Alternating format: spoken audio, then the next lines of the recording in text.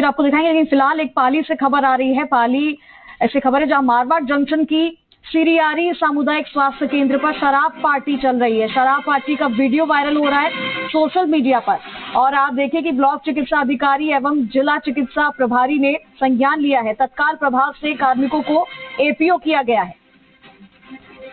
तो पाली से एक खबर जहां मारवाड़ जंक्शन की सिरियारी सामुदायिक स्वास्थ्य केंद्र पर शराब पार्टी और उसका वीडियो भी सोशल मीडिया पर वायरल हो रहा है। आप देखिए कि एक स्वास्थ्य केंद्र पर शराब पार्टी कैसे कोई कर सकता है, लेकिन यहां पर की गई, जिसका वीडियो भी वायरल हो गया सोशल मीडिया पर। ब्लॉक चिकित्सा अधिकारी एवं जिला चिकित्सा प्रभारी ने संज्ञान लेते हुए तत्काल प्रभाव से कार्मिकों को एपीओ कर दिया है।